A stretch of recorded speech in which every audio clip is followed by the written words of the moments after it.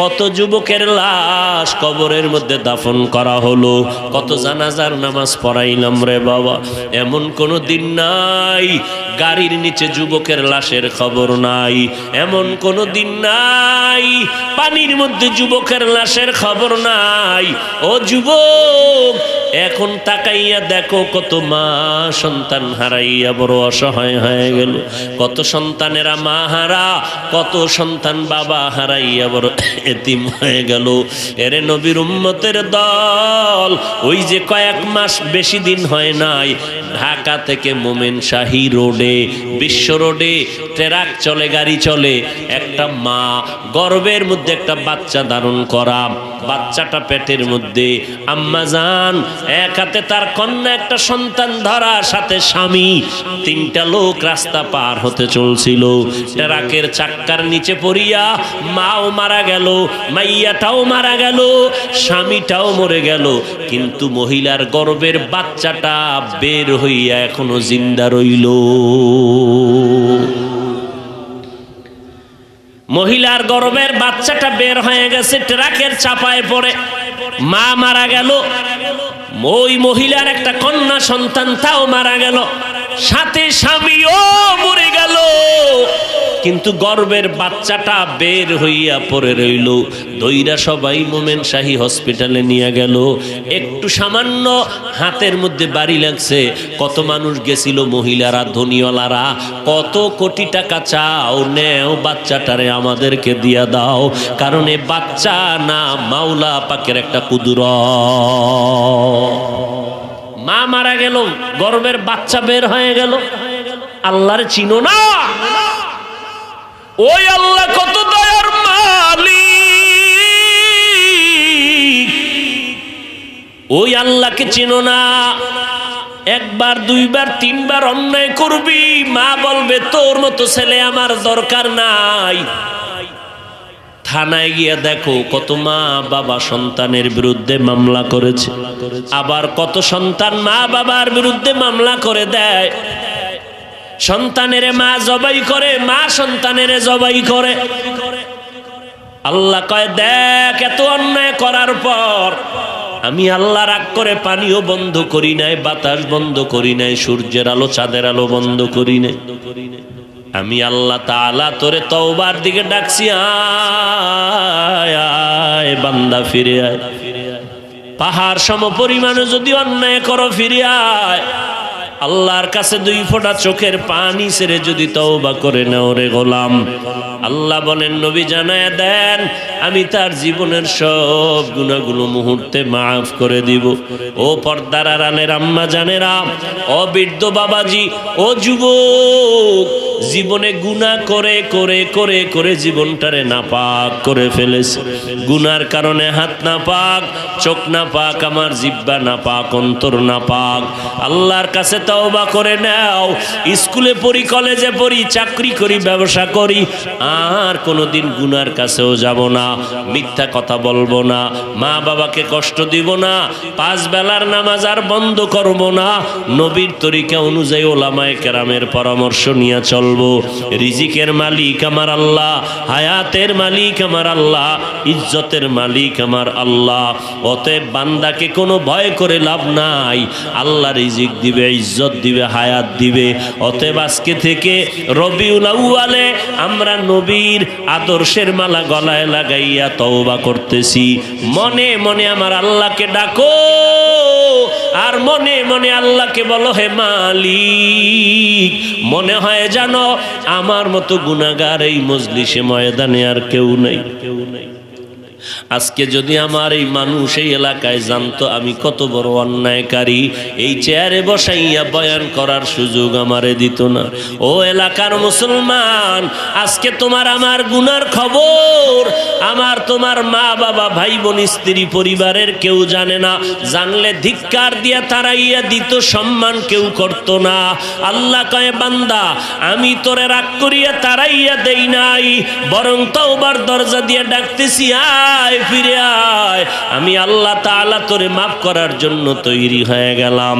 এত বয়ানের পরেও যদি বাবা তওবার দরজায় ফিরিয়া না যাও, আল্লাহর নবীর ঘোষণা শুই না নাও। গুনাহ নিয়ে যদি কবরে যাও, যেদিন আজরাইল তোমাকে আইসা ধরবে, ওই দিন টের পাইবা তোমার মা, তোমার বাবা, তোমার ভাই, তোমার বোন, তোমার পরিবারের কেউ আর সঙ্গে যাবে না। গায়ের গেঞ্জিটা বেলেট দিয়া কেটে কেটে রেখে দিবে, 3টা সাদা কাপনের প্যাকেট বানাইয়া ওই বাঁশবাগানে কবরের মধ্যে নিয়ে রাখবে। ওই কবরে যাওয়ার পরে মাটি দিয়া সবাই চলে যাবে, কেউ আমার সঙ্গে নাই, একটা বাতি নেই, অন্ধকার, মাটি আর মাটি। নবী বলেন, গুনাহগারেরা তওবা না করিয়া অন্ধকার কবরে যদি যাও, 3টা প্রশ্ন সবার বেলায় রেডি হয়ে আছে ফেরেশতাদের পক্ষ থেকে। রবের পরিচয় দাও, ধর্মের পরিচয় দাও, রাহমাতুল লিল আলামিনের পরিচয় দাও। 3টা প্রশ্নের জবাব কোনো গুনাহগারেরা দিতে পারবে না। নবী বলেন, সাথে সাথে আমার আল্লাহ রাগান্বিত হইয়া কুদরতের আওয়াজ দিয়া বলবেন, ও কবরের ফেরেশতা, এই নাফরমানেরে আর বিন্দু কোনো সুযোগ দেওয়া হবে না। দুনিয়াতে আমি কম সুযোগ দেই নাই। আমার দেওয়া পানি, আমার দেওয়া সূর্যের আলো বাতাস, আমার দেওয়া চাঁদের আলো, আমার দেওয়া নদীর মাছ, আমার দেওয়া গাছের ফল, জমিনের ফসল খাইয়া এই নিমক হারাম একবারও আলহামদুলিল্লাহ বলে নাই। ওলামায়ে কেরামরা পায়ে ধরে ধরে নামাজের দাওয়াত দিত, একবেলার নামাজ মসজিদে গিয়ে আদায় করে নাই। এখন আর দেরি নাই, জাহান্নামের বিছানাটা কবরে বিছাইয়া দাও, জাহান্নামের সাথে রাস্তা খুলে দাও। 1টা না 2টা না 99টা সাপ কবরের মধ্যে চলে আসবে। আল্লাহর নবী বলেন, আমার আল্লাহ রাগান্বিত হইয়া কুদরতের আওয়াজ দিয়ে বলবেন, ও কবরের মাটি, এই গুনাহগার নাফরমানকে 2 পার্শ্ব থেকে জোরে জোরে চাপ দাও। এত জোরে চাপ দিবে পাজরের হাড়গুলো চুরমার হয়ে যাবে। ও আল্লাহর বান্দারা, ও যুবকেরা, সূর্যের গরম সহ্য করতে পারি না, গুনাহ নিয়ে কবরে গেলে জাহান্নামের আগুন কেমন করে সহ্য করবারে বাবা। দুনিয়াতে একটা মশার কামড় সইতে পারি না, ওই কবরে সাপের আঘাত কেমন করে সহ্য করবা। এখনো সময় আছে, তওবা করে নাও, অন্তরকে বুঝাও, আর আল্লাহকে বলো, ও মালিক, হেদায়েতের দরজা খুলে দাও। আমার মতো যুবক স্কুল কলেজে পড়ে, চাকরি করে, ব্যবসা করে, নামাজ যদি পড়তে পারে, আমি কেন পারবো না? তো কো যাও সুন্নতে আহমদ কো যা, বা মুহাম্মদ কে বুয়দ নিসবত তোরা কারে শয়তা, মে কুনি নামত ওলি গরওয়ালি ইলানু তস্তে বরওয়ালি। ওগো নবীর উম্মতেরা,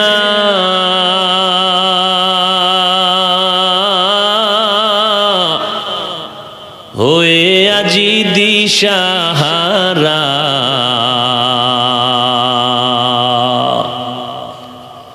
কোরআন হাদিসের চলো যখন যাহা চায় মনে, নবী বিনে কে তারাবে পুলসিরত মিজানে, নবী বিনে কে তারাবে পুলসিরত মিজানে। চলো চলো চলো মুমিন চলো নবীর সন্ধানে, নবী বিনে কে তারাবে পুলসিরত মিজানে, নবী বিনে কে তারাবে পুলসিরত মিজানে। নবী আমার জীবন ভারে,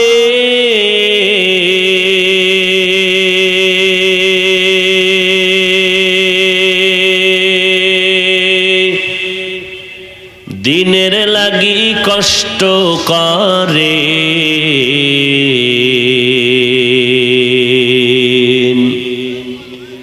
দান দান শহীদ করিলেন উহুদেরই ময়দানে, নবী বিনে কে তারাবে পুলসিরত মিজানে, নবী বিনে কে তারাবে পুলসিরত মিজানে। পয়গম্বর বলেন, এ দুনিয়ার মানুষ, আমার হাতে প্রথম কালেমা পড়ে ঈমানের দাওয়াত গ্রহণ করলেন প্রথম যেই ব্যক্তি, সে কোনো পুরুষ না, তিনি একজন শ্রেষ্ঠ নারী। আমি পয়গম্বরের স্ত্রী খাদিজা রাদিয়াল্লাহু আনহা। দ্বিতীয় মুসলমান আমার হাতে আমার চাচতো ভাই হযরত আলী রাদিয়াল্লাহু আনহু। বাচ্চাদের মধ্যে প্রথম তিনি কালেমা পড়েছেন, নারীদের মধ্যে প্রথম কালেমা পড়েছেন খাদিজা। আর মুরব্বী বয়সের মধ্যে প্রথম আমার হাতে কালেমা যিনি পড়ে মুসলমান হয়ে জীবনটাকে ধন্য করেন, তিনি হলেন সাহাবী আবু বকর। অন্যান্য সাহাবাদের তুলনায় আবু বকর আমার কাছে বেশি প্রিয়, কারণ যাদেরকে দাওয়াত দিয়েছি কেউ না কেউ কোনো না কোনো প্রশ্ন আমাকে করেছে, বিনা প্রশ্নে বিনা দ্বিধায় একজন আমার হাতে কালেমা পড়ে, কালেমা পড়তে দেরি করে নাই, বিনা প্রশ্নে, তিনি হলেন আমার আবু বকর। ওই আবু বকরের এত দাম,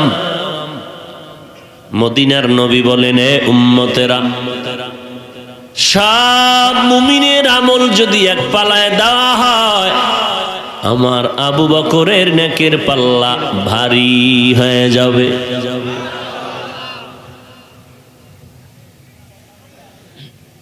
নবীর আদর্শ এত সুন্দর, মক্কার মানুষ এত দামি হয়ে গেল নবীর আদর্শ গ্রহণ করার কারণে। নবীর হাতে কালেমা পড়ে নবীর আশ্চর্য ধরনের ঘটনা দেখে। নবী বলেন, আমি এবং আমার সাহাবী আবু বকর একদিন রাস্তা দিয়ে হেঁটে যাই, পাথরওয়ালা পথ, চতুর্পার্শ্বে জঙ্গল আর পাহাড়। হঠাৎ এক চেটিয়াল ময়দান দেখি, বকরির পাল নিয়ে রাখাল দাঁড়ানো, পেটের ভেতরে ক্ষুধা। নবী বলেন, আমি রাখালকে ডাক দিলাম, ও রাখাল এদিকে আসো। রাখাল এসে হাজির হয়ে গেলেন। বললাম, আমাদেরকে একটু বকরির দুগ্ধ পান করাও, আমাদের পেটে ক্ষুধা, একটু দুধের ব্যবস্থা করে দাও। রাখাল বলে, না, এই বকরির পালের আমি দেখাশোনার দায়িত্ব করি, কিন্তু এর মালিক আমি না, মালিকের অনুমতি ছাড়া আমি আপনাদের দুধ দিতে পারি না।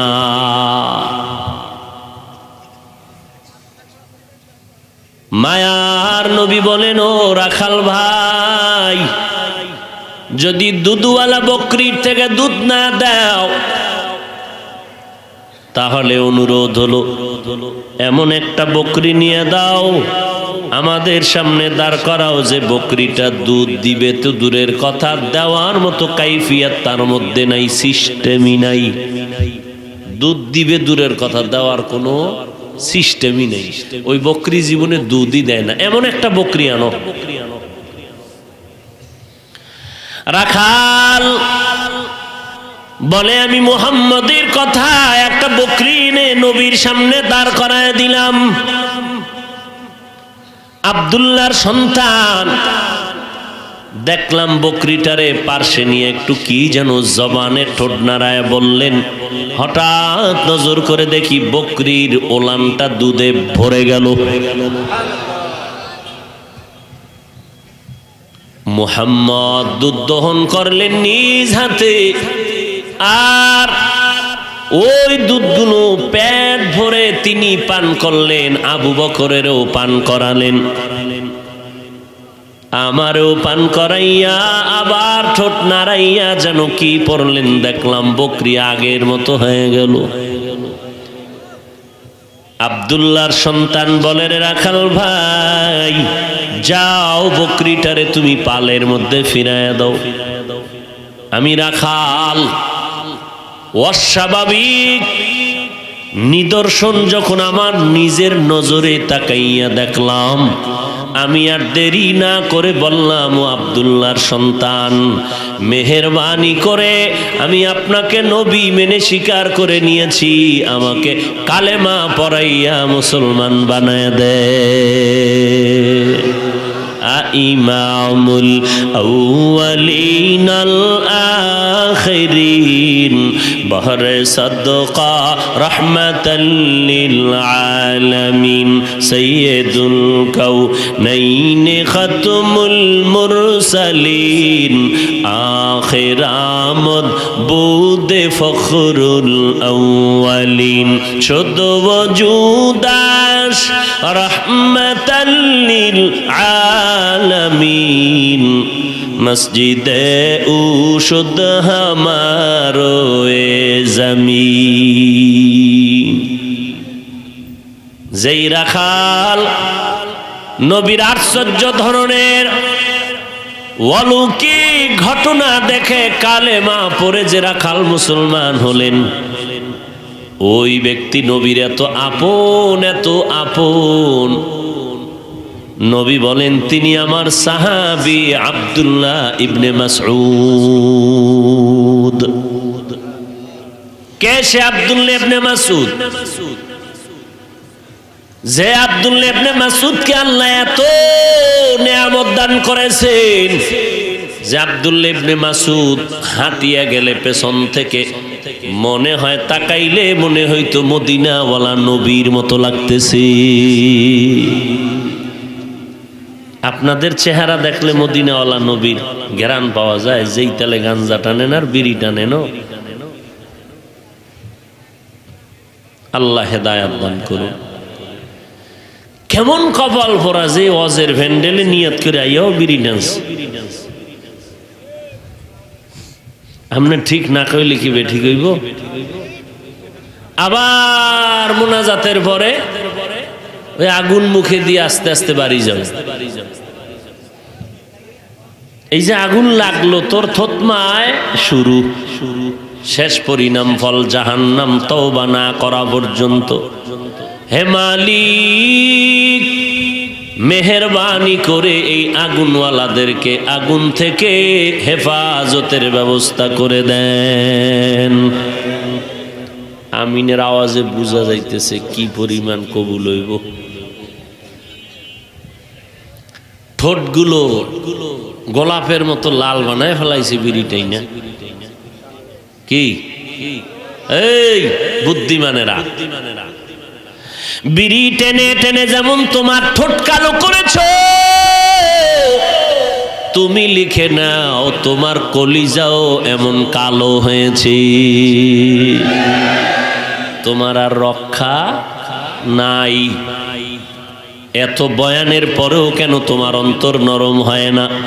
মদিনার নবী বলেন, ক্বালান নবী সাল্লাল্লাহু আলাইহি ওয়া আলিহি ওয়াসাল্লাম, লা ঈমানা লিমান লা হায়া আলাহ। নবী বলেন, যাদের লজ্জা নাই তার কোনো ঈমান নাই।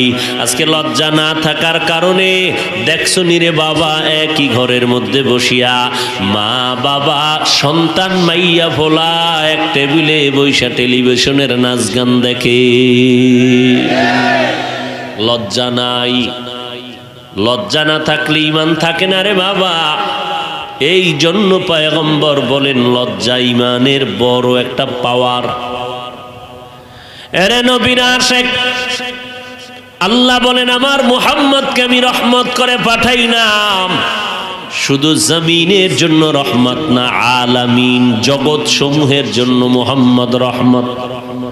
রূহের জগৎ, মায়ের গর্ভের জগৎ, জমিনের জগৎ, কবর জগৎ, হাসর জগৎ, জান্নাত জাহান্নাম জগৎ।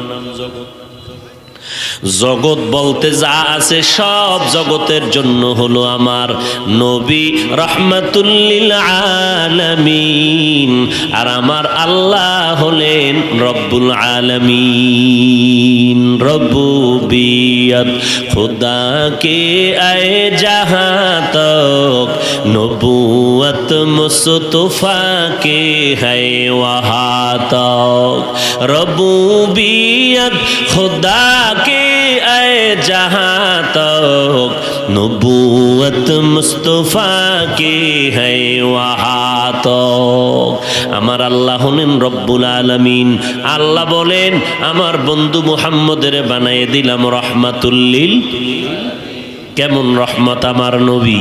আমার নবী আসমানের জন্য রহমত, আমার নবী জমিনের জন্য রহমত, আমার নবী নদীর মাছের জন্য নবী রহমত, জঙ্গলের প্রাণীর জন্য, হিংস্র জানোয়ার পশুর জন্য আমার নবী রহমত, আমার নবী নারীদের জন্য রহমত, আমার নবী হলেন পুরুষের জন্য রহমত, আমার নবী সমস্ত বেঈমান বিধর্মীদের জন্য রহমত, আমার নবী সকল জগতের জন্য রহমত, আমার নবী দুনিয়াতেও যেমন রহমত, আমার নবী হাসরের ময়দানেও তেমন রহমত। নারীদের জন্য আমার নবী রহমত হয়ে আসলেন। আম্মা জান আয়েশা আল্লাহর নবী বলেন আমি মুহাম্মদ দুনিয়াতে আসলাম, 6 বছরে মা হারিয়ে ফেললাম, আমি একা একা হয়ে গেলাম। ওই সময় আরবের ভেতরে আমার আপন কেউ নাই।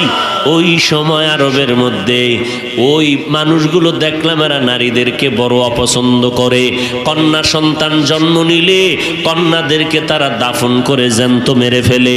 বাবায় লজ্জায় মুখ দেখায় না, কেমনে মানুষের সামনে বলবো আমার একটা কন্যা সন্তান জন্ম হয়েছে। বিধবা নারীদেরকে চোখে দেখতে পারে না, নারীদেরকে তুচ্ছ তাচ্ছিল্য করে।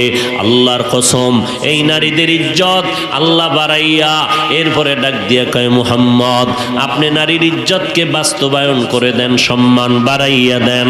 আমার জীবনে আমি মুহাম্মদ প্রথম অবস্থায় আমার বয়স হলো মাত্র 25। ওই সময় আমি আরবের মধ্যে নারীদের সম্মানকে প্রতিষ্ঠা করার জন্য 2 জন স্বামী বিদায়ের পরে আমি 3য় স্বামী হিসাবে বিধবা নারী খাদিজাকে বিবাহ করে আরবের মধ্যে প্রমাণ করে দিলাম তোমরা নারীদেরকে ভালো জানো না। আর আমার আল্লাহ আমি মুহাম্মদের দ্বারা নারীর সম্মান শুধু সমান না, পুরুষের থেকেও বেশি বাড়িয়ে দিয়েছে। বিধবা নারীরে আল্লাহর নবী বিয়া করলেন। আরবের মুশরিকরা কয় মুহাম্মদ তুমি বিধবা নারীরে বিবাহ করলে এটা কেমন কথা? বলে নারী মানুষ, ওই নারী যদিও নবী না নবীদের মা, ওই নারী আল্লাহওয়ালা আশিক, ওই নারীরা সাহাবী আবু বকরের মা, ওই নারীরা দুনিয়ার আলেমের মা, হাফেজে কোরআনের মা। নারীরা যদিও নবী না নবীদের মা, আম্বিয়ায়ে কেরামের মা। আল্লাহ তাআলা এত সম্মান তাদেরকে দান করেছেন। আল্লাহর নবীর বিবির ঘরে গিয়া আল্লাহর এক বান্দি ডাক দিয়ে কয় নবীর থেকে একটু জবাব নিয়ে দিবেননি। কি প্রশ্ন? প্রশ্ন হলো আমরা নারী ঘরের 4 বেড়ার মধ্যে আটকানো থাকি, পুরুষেরা জানাজায় যাইয়া অনেক সওয়াব কামাই করে নেয়, আমরা সে সওয়াব আদায় করতে পারি না। পুরুষেরা জুমায় যাইয়া অনেক সওয়াব পায়, আমরা তো জুমায় যেতে পারি না। পুরুষেরা ঈদগাহে যায়, পুরুষেরা জিহাদের ময়দানে গিয়া শহীদের মর্যাদা পায়, আমরা তো পাইলাম না। নবীজি জবাব দিয়ে দিলেন ও বিবি, ওই মহিলা সহ জগতের সব নারীদেরকে জানাইয়া দাও, ও পর্দার আড়ালের নারীরা, ও আম্মা জানেরা, নবীর ঘোষণা, স্থায়ী সিদ্ধান্ত, পুরুষেরা জুমার মসজিদে গিয়া যেই সওয়াব পাবে রে মা, আল্লাহ তাআলা আপনাদের এত মর্যাদা দান করেছেন। ঘরের মধ্যে থাকবেন, স্বামীর মাল হেফাজত করবেন, সন্তানগুলো লালন পালন করে আদর্শওয়ালা মানুষ বানাবেন, ডাক্তার বানাবেন, আদর্শ ডাক্তার, দুশ্চরিত্রবান ডাক্তার বানাইয়া বরদোয়া নিবেন না। ইঞ্জিনিয়ার বানাবেন, আদর্শবান ইঞ্জিনিয়ার, চরিত্রহীন ইঞ্জিনিয়ার বানাইয়া বরদোয়া নিবেন না। সন্তানটারে একটা ভালো প্রফেসর বানাবেন, আদর্শবান বানাইয়েন। একটা দুশ্চরিত্রবান চরিত্রহীন সন্তানেরে আপনি যদি রেখে যান, বরদোয়া ছাড়া কিছুই পাবেন না। নবী কয়, ও নারীরা ঘরের মধ্যে থাকো, স্বামীর মাল হেফাজত করো, সন্তানের লালন পালন করো, আর ঘরের ভেতরে নির্জন জায়গায় নামাজ আদায় যদি করতে পারো রে নারী, পুরুষেরা জিহাদের ময়দানে, জুমার ময়দানে, ঈদের ময়দানে, জানাজার ময়দানে গিয়া যত সওয়াব পাবে, আমার আল্লাহ খুশি হইয়া অটো নারীদেরকে ঘরের মধ্যে তা দিয়া দিবে। আতিনা ফি দারে দুনিয়া না হাসান, আতিনা ফি দারে উকবা না হাসান, ইয়া গিয়াসাল মুস্তাগীসিন ইহদিনা লফতিখারা বিল উলুমে ওয়াল গিনা। হর গোরি দে নে কো তু তৈয়ার হে, जो न मांगे उससे तू बेजार है। वमा अरसलनाका इल्ला रहमतल लिल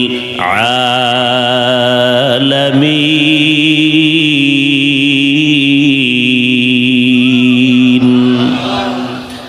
আমার নবী রহমাতুল লিল আলামিন, গোটা জগতের জন্য আমার নবী রহমত। আজ অন্য নবীর হায়াত কম, উম্মতের হায়াত কম। অন্য নবীর হায়াত লম্বা, উম্মতের হায়াত অনেক বেশি, আমার উম্মতের হায়াত কম। নবী বলেন আমার উম্মতের হায়াত 60 এবং 70-এর মাঝখানে গড়ে থাকবে, এর বেশি যাবে না। ও 40 বছরের ভাই, ও 70 বছরের ভাই, ও 50 বছরের মুরব্বী, কয়দিন আর দুনিয়াতে বাহাদুরি করে বাঁচবেন? যৌবনের হালকা অবস্থা শুরু হয়ে গেল, শক্তি দুর্বল, চোখের পাওয়ার দিন দিন দুর্বল হয়ে যাইতেছে, লাঠি ছাড়া হাঁটতে পারেন না, আগের মতো খানাও খেতে পারেন না, আগের মতো আরামে ঘুম যাইতেও পারেন না। 1 মিনিট 5 মিনিট হাঁটলে আপনার শরীরটা দুর্বল হয়ে যায়। ও আল্লাহর বান্দা, আপনাকে বারবার কবর থেকে সতর্কের বার্তা দেওয়া হয়, রেডি হয়ে যাও, তুমি কবরের জন্য তাড়াতাড়ি প্রস্তুতি গ্রহণ করে নাও। এরে নবীর উম্মতের দল, আমার নবীর বরকতে আল্লাহ তাআলা আমার নবীকে বললেন, ও নবী, আপনার উম্মতের হায়াত যদিও কম, তবে আপনার উম্মতের আমি বরকত দিলাম অনেক বেশি, শুধু আপনার কারণে। কারণ আমি মুহাম্মদকে এত ভালোবাসি, এই রকম ভালোবাসা মোহব্বত আমি আল্লাহ কাউকে বাসি না। ঈসা নবী আমার আশেক, মুসা নবী আমার আশেক, ইব্রাহিম নবী আমি আল্লাহ পাকের আশেক, আর আমি আল্লাহ নিজে হলাম বন্ধু আপনি নবীর আশেক। আপনার কারণে আমি উম্মতেরে, আপনার উম্মতেরে অনেক ফ্যাসিলিটি দিলাম, সুযোগ সুবিধা দিলাম। কি? হায়াত যদিও কম, তবে কম হায়াতে তাদের বরকত হবে বেশি। বলে কেমনে বরকত? অন্য অন্য উম্মতেরা অনেক বছর হায়াত পাইয়া, বনি ইসরাইলের মানুষ দীর্ঘ 1000 মাস একটানা ইবাদত করিয়া অনেক সওয়াব কামাই করত। দিনের বেলা নামাজের মুসাল্লায়, রাতের বেলা আবার জিহাদের ময়দানে রোজাদার। আল্লাহর নবীকে আল্লাহ সান্ত্বনা দিয়া বলেন, পয়গম্বর, আপনার উম্মতেরা সারা বছর রোজাও যদি না রাখে, সারা রাত নামাজ না পড়লেও এশার নামাজ পড়ে যদি ঘুমায়, আবার ঘুম থেকে উঠিয়া যদি ফজরের নামাজ আদায় করে নেয়, আমি আল্লাহ ঘুমাইয়া যেই সময়টা কাটাইবে ওই সময়টাকেও নেকের পাল্লায় উঠাইয়া দিব। আপনার উম্মতের এই সুযোগ দিলাম আপনার কারণে। অন্য নবীর উম্মতেরা গুনাহ করতে করতে সীমা লঙ্ঘন যদি করে যাইতো, এদের চেহারাটা ঘুমের থেকে উঠা দেখতো বানরের মতো, চেহারার আকৃতি পরিবর্তন হয়ে গেছে। ও নবী, আপনার উম্মতের চেহারা গুনার কারণে আমি লজ্জা দিয়া বিকৃত করব না। আপনার শুধু আপনার কারণে এই সুযোগ আমি দিলাম। এই কারণে আজ হাজার অন্যায় করার পর আমি বক্তার বক্তাগিরি নষ্ট হয় নাই, ইমাম সাহেবের ইমামগিরি যায় না, চেয়ারম্যান সাহেবের চেয়ারম্যানগিরি যায় না, মানুষের সামনে চেহারা নষ্ট হয় না, বিকৃত হয় না। এর একমাত্র কারণ আমার পয়গম্বর হলেন আমাদের জন্য রহমত। নবী আপনি আরো শুনিয়ে দেন, আপনার উম্মতেরা 5 বেলার নামাজ পড়বে।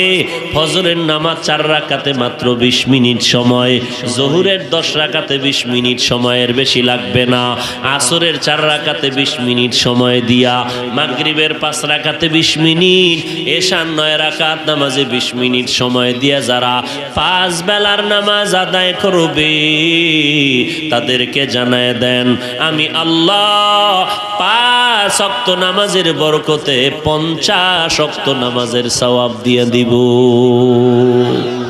কাদের কুদরত দারি বরকামাল আন্তা রব্বি আন্তা হাসবি জুল জালাল তুহি কাদের জলিলুল্লাহ জাহাদার বহর হালে তুহি মেরা নেগাহদার।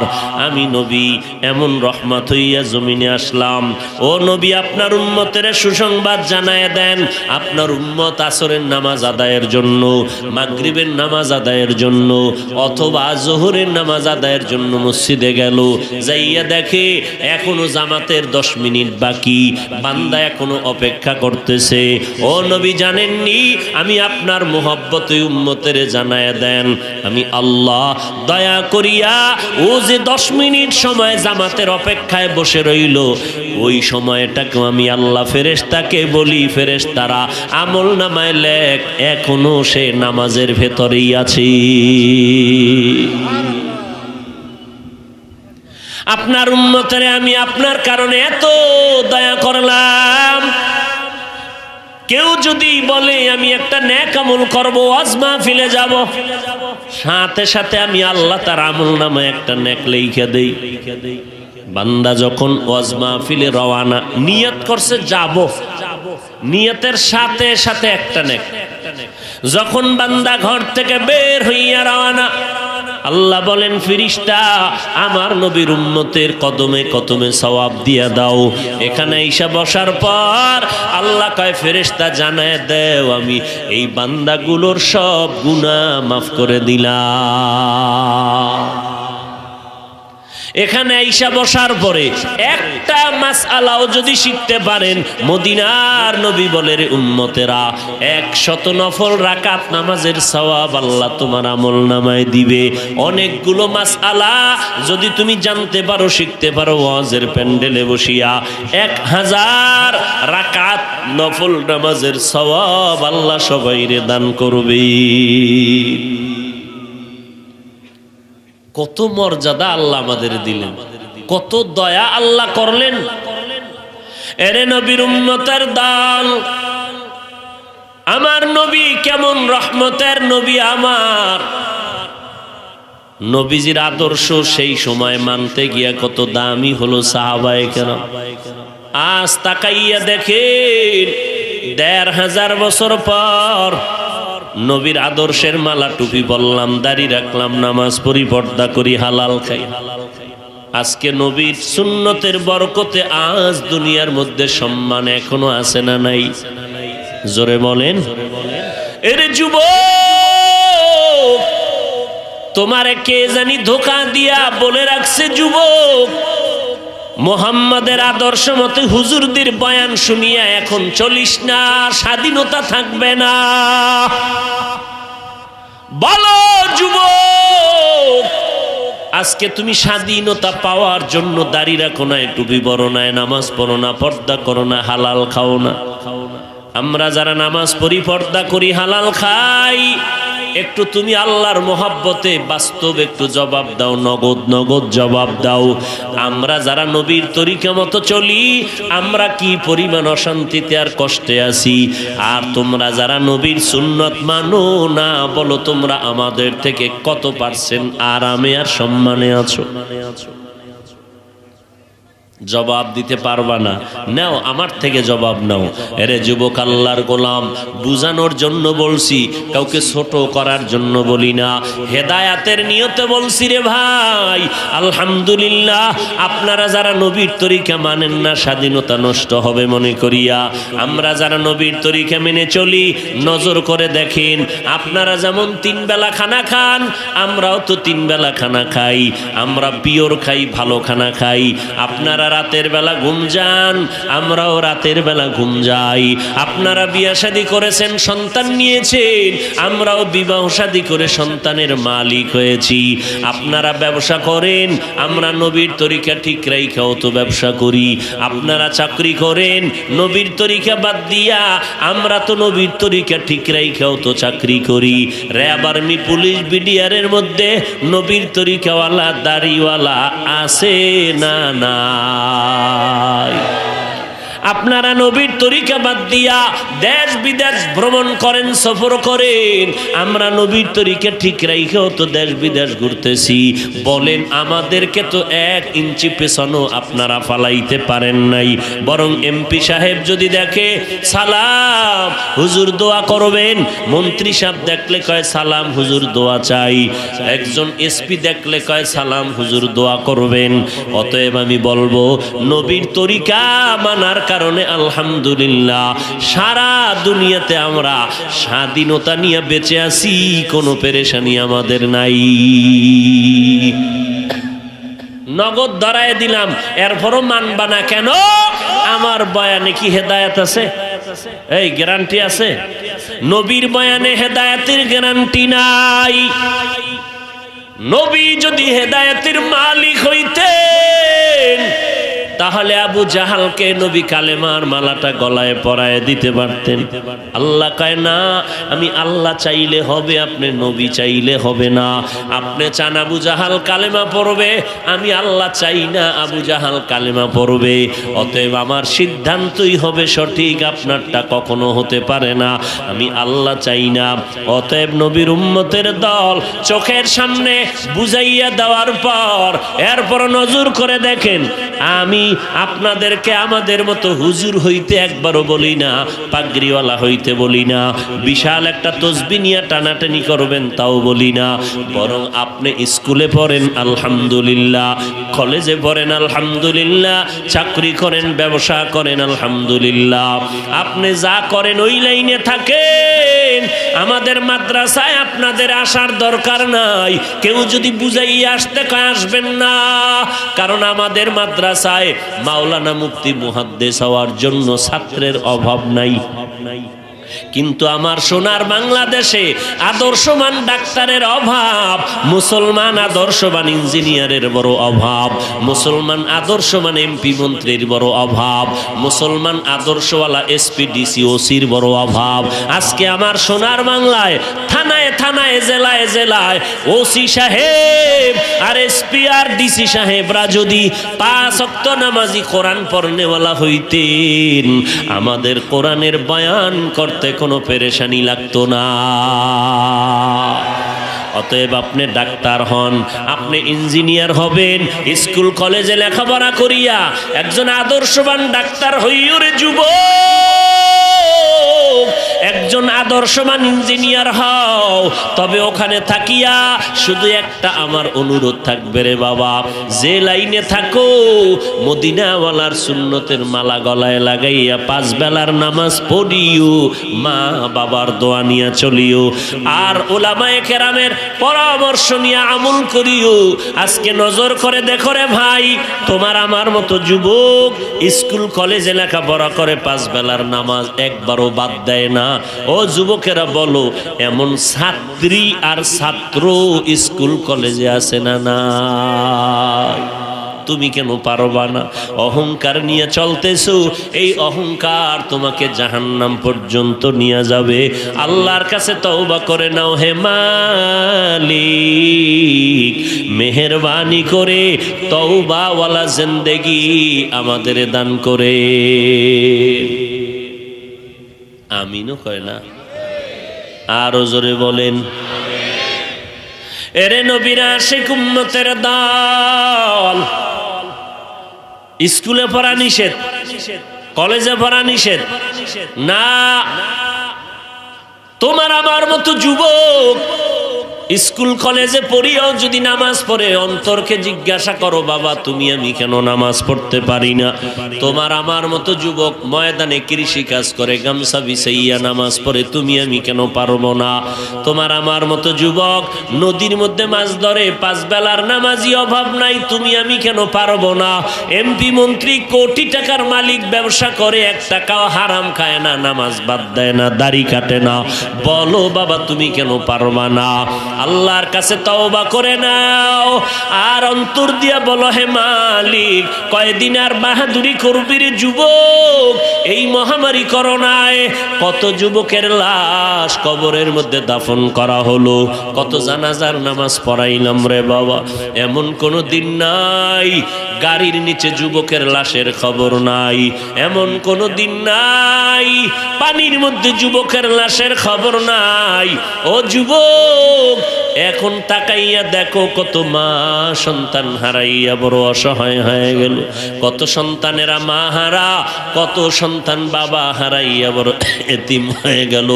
এরে নবীর উম্মতের দল, ওই যে কয়েক মাস বেশি দিন হয় নাই, ঢাকা থেকে মোমেন শাহী রোডে, বিশ্ব রোডে ট্রাক চলে, গাড়ি চলে, একটা মা গর্ভের মধ্যে একটা বাচ্চা ধারণ করা, বাচ্চাটা পেটের মধ্যে, আম্মা জান এক হাতে তার কন্যা একটা সন্তান ধরা, সাথে স্বামী, তিনটা লোক রাস্তা পার হতে চলছিল, ট্রাকের চাক্কার নিচে পড়িয়া মাও মারা গেল, মাইয়াটাও মারা গেল, স্বামীটাও মরে গেল, কিন্তু মহিলার গর্ভের বাচ্চাটা বের হইয়া এখনো জিন্দা রইল।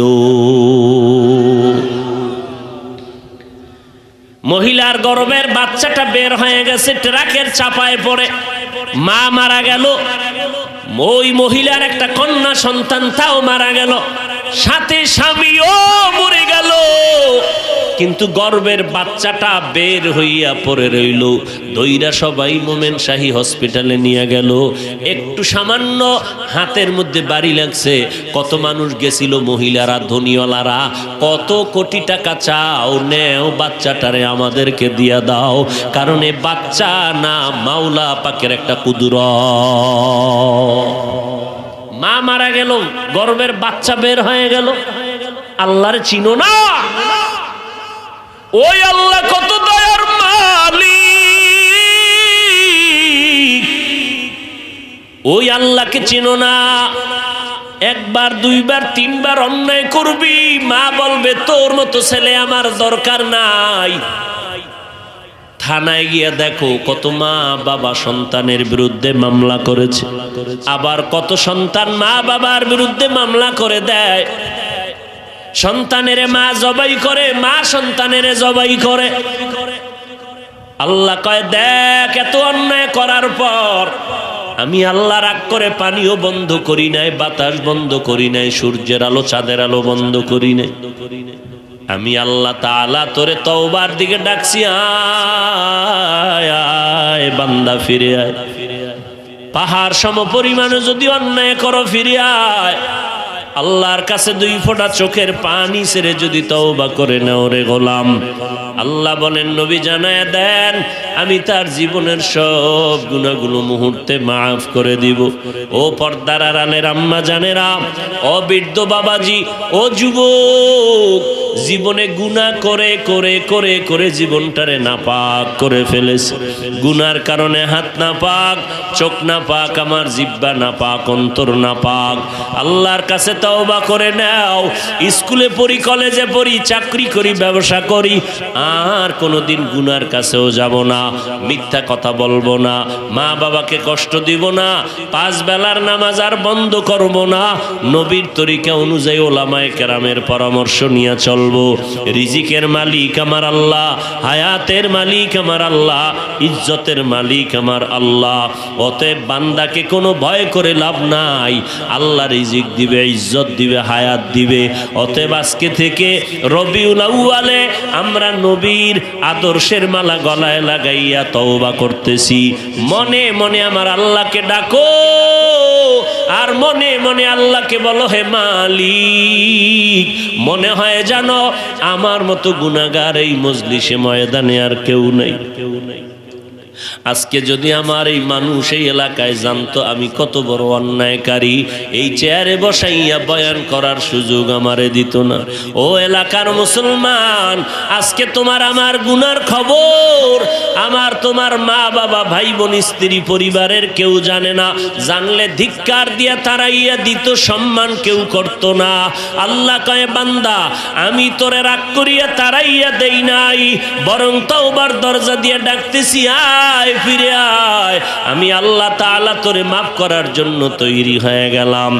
এত বয়ানের পরেও যদি বাবা তওবার দরজায় ফিরিয়া না যাও, আল্লাহর নবীর ঘোষণা শুইনা নাও, গুনাহ নিয়ে যদি কবরে যাও, যেদিন আজরাইল তোমাকে আইসা ধরবে, ওই দিন টের পাইবা তোমার মা, তোমার বাবা, তোমার ভাই, তোমার বোন, তোমার পরিবারের কেউ আর সঙ্গে যাবে না।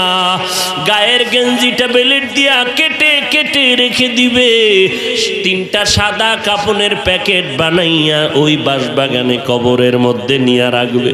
ওই কবরে যাওয়ার পরে মাটি দিয়া সবাই চলে যাবে, কেউ আমার সঙ্গে নাই, একটা বাতি নেই, অন্ধকার, মাটি আর মাটি। নবী বলেন, গুনাহগারেরা তওবা না করিয়া অন্ধকার কবরে যদি যাও, 3টা প্রশ্ন সবার বেলায় রেডি হয়ে আছে ফেরেশতাদের পক্ষ থেকে। রবের পরিচয় দাও, ধর্মের পরিচয় দাও, রাহমাতুল লিল আলামিনের পরিচয় দাও। 3টা প্রশ্নের জবাব কোনো গুনাহগারেরা দিতে পারবে না। নবী বলেন, সাথে সাথে আমার আল্লাহ রাগান্বিত হইয়া কুদরতের আওয়াজ দিয়া বলবেন, ও কবরের ফেরেশতা, এই নাফরমানেরে আর বিন্দু কোনো সুযোগ দেওয়া হবে না। দুনিয়াতে আমি কম সুযোগ দেই নাই। আমার দেওয়া পানি, আমার দেওয়া সূর্যের আলো, বাতাস, আমার দেওয়া চাঁদের আলো, আমার দেওয়া নদীর মাছ, আমার দেওয়া গাছের ফল, জমিনের ফসল খাইয়া এই নিমক হারাম একবারও আলহামদুলিল্লাহ বলে নাই।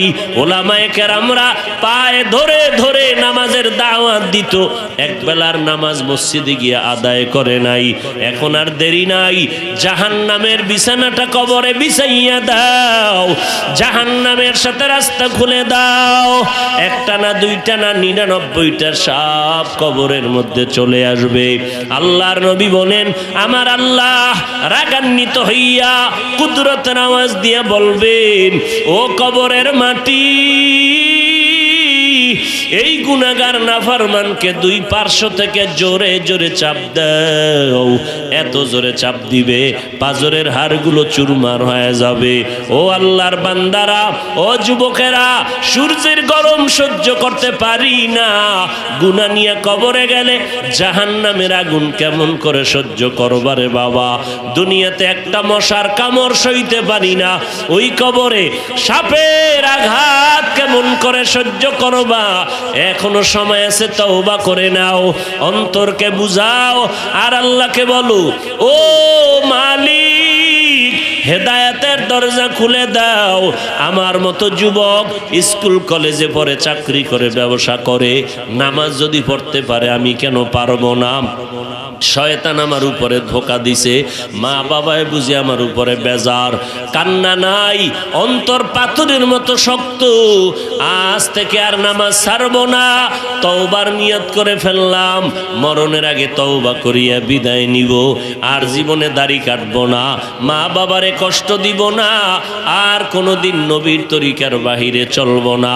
ওলামায়ে কেরামের পরামর্শ নিয়া জীবনটাকে সুন্দর করে গড়ব ইনশাআল্লাহ। তওবা করার যদি নিয়ত হয়, অন্তরে যদি দুর্বলতা না থাকে, মুনাফিকি যদি অন্তরে না থাকে রে মুসলমান, খাঁটি তওবার নিয়তে দুটো হাত আমার আল্লাহকে দেখাইয়া দাও। ও দয়ার মালিক, মেহেরবানি করে আমাদের হাতগুলো কবুল করে নেন আল্লাহ, তওবা কবুল করে নেন, তওবার উপরে মজবুত হইয়া চলার মতো আমাদের তৌফিক দান করেন, আমিন। আলহামদুলিল্লাহি রাব্বিল আলামিন, ওয়াসসালাতু ওয়াসসালামু আলা সাইয়্যিদিল আম্বিয়াই ওয়াল মুরসালিন ওয়া আলা আলিহি ওয়া আসহাবিহি আজমাইন, ইয়া আরহামার রাহিমিন, ইয়া আরহামার রাহিমিন, ইয়া আরহামার রাহিমিন। রব্বিরহামহুমা কামা রব্বায়ানি সগীরা। اللهم إنا نعوذ بك من البرص والجنون والجذام وسيء الأسقام। رب العالمين, গুনার বোঝা মাথায় নিয়ে আপনার দরওয়াজায় হাত তুলেছি রে আল্লাহ, কুদরতের নজর দিয়ে তাকাইয়া দেখেন আমরা কত উলামায়ে কেরাম, কত মুরব্বী হাজী সাহেব, কত ব্যবসায়ী, কত চাকরিজীবীরা হাত তুলেছেন, মা বোনেরা হাত তুলেছেন, কলিজার টুকরা যুবক ছাত্র ভাইরা হাত তুলেছেন। আয় আল্লাহ, আমরা গুনাহগার, শয়তানের ধোকায় পড়ে অন্যায় করেছি, তওবার নিয়তে হাত তুললাম, আর গুনাহ করব না। মেহেরবানি করে জীবনের সব গুনাহগুলো মাফ করে দেন আল্লাহ। আয় আল্লাহ, মাহফিল কবুল করে নেন, আয়োজনকারীদের কবুল করে নেন, সহযোগিতাকারীদের কবুল করে নেন, আমাদের সবাইকে নবীর খাঁটি উম্মত হিসাবে কবুল করে নেন আল্লাহ।